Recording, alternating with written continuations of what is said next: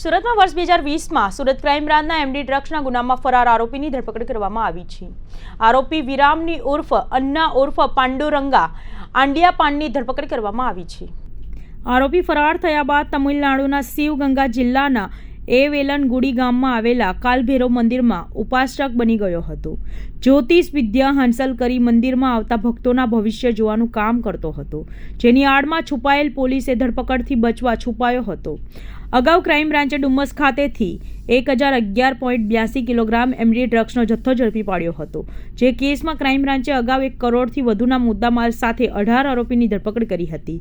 આરોપી પૈકી સલમાન મોહમ્મદ હનીફ ઝવેરી અને મનોજ લક્ષ્મણ પાટી પેરોલ પર ફરાર હતા, જેમાં સલમાન ઝવેરીની ક્રાઇમ બ્રાન્ચે નેપાલ બોર્ડર નજીક બિહાર ખાતેથી વર્ષ 2023ના જૂન માસમાં ધરપકડ કરી હતી, જ્યારે મનોજ પાટીલ સહિત અન્ય આરોપીઓને થાણે ક્રાઇમ બ્રાન્ચે 55.53 લાખના એમડી ડ્રગ્સ બનાવવાના મુદ્દામાલ સાથે ઝડપી પાડ્યા હતા।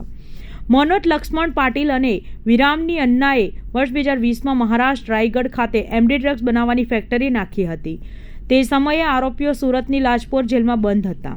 તે દરમિયાન જેલમાં બંધ વિરામની અન્ના અને ઘનશ્યામ મુલાણી, સુનિલ કૌશિક, ગજાનન શર્માએ મળીને એમડી ડ્રગ્સ બનાવવાની ફેક્ટરી નાખવાનું કાવતરું રચ્યું હતું, જેમાં પેરોલ જમ્પ કરી વિરામની અન્ના ફરાર થઈ ગયો હતો। સુનિલ કૌશિક, ગજાનન શર્મા જેલમાં રહી મોબાઈલ ફોનથી બંનેના સંપર્કમાં હતા।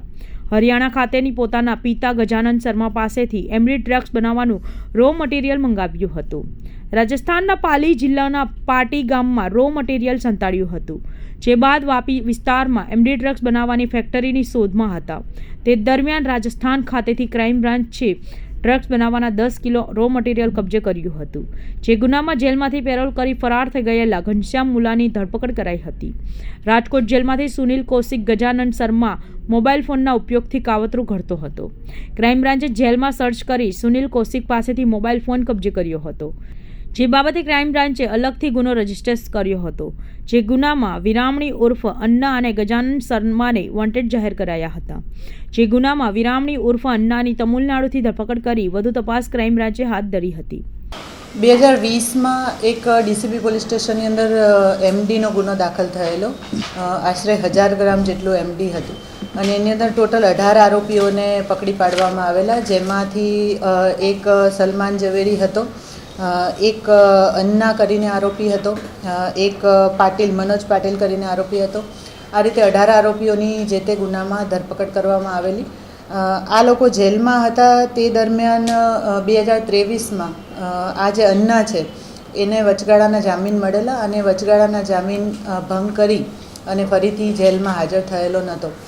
આ વોન્ટેડ હતો એ દરમિયાનમાં 2023ના 9મા મહિનામાં ડીસીબીએ એક ગુનો રજીસ્ટર કરેલો, જેમાં 10 કિલો 901 ગ્રામ એમડી બનાવવાનું રો મટીરિયલ પકડી પાડેલું હતું। આ ગુનામાં પણ આ જે અન્ના છે એ વોન્ટેડ થયેલો અને એની હકીકત એવી હતી કે આ અન્ના છે એ ઘનશ્યામ મુલાણી અને સુનિલ શર્મા આ લોકો જેલમાં હતા અને જેલમાં એ લોકોએ એમડી બનાવવાની ફેક્ટરી નાખવાનું કાવતરું ઘડેલું। એમાંથી જ્યારે આ પેરોલ જમ્પ કરીને બહાર હતો એ દરમિયાનમાં એણે બહારથી મદદ પ્રોવાઈડ કરી અને હરિયાણાથી સુનિલ શર્મા છે એનો ફાધર ગજાનન શર્મા પાસેથી એમડી બનાવવાનું મટીરિયલ મેળવી અને રાજસ્થાનના પાલી જિલ્લામાં સંતાડી રાખેલું હતું। આ ઘનશ્યામ મુલાણી છે એ પણ એક મર્ડરના ગુનામાં હતો અને એ પણ પેરોલ જમ્પ કરીને ભાગી ગયેલ હતો અને ડીસીબીએ ઓફેન્સ રજીસ્ટર કરી અને જે તે વખતે ઘનશ્યામ મુલાણી અને સુનિલ શર્મા છે એની ધરપકડ કરેલી અને આ અન્ના એ ગુનામાં પણ વોન્ટેડ હતો। મનોજ પાટીલનું નામ પણ આમાં આવેલું હતું। આ જે અન્ના છે એ વોન્ટેડ હતો તે દરમિયાન ડીસીબીને ઇન્ફોર્મેશન મળેલી, કેમ કે આપણા ગુનામાં વોન્ટેડ હતો અને આપણે એને પકડવા માટે સતત પ્રયત્ન કરી રહ્યા હતા।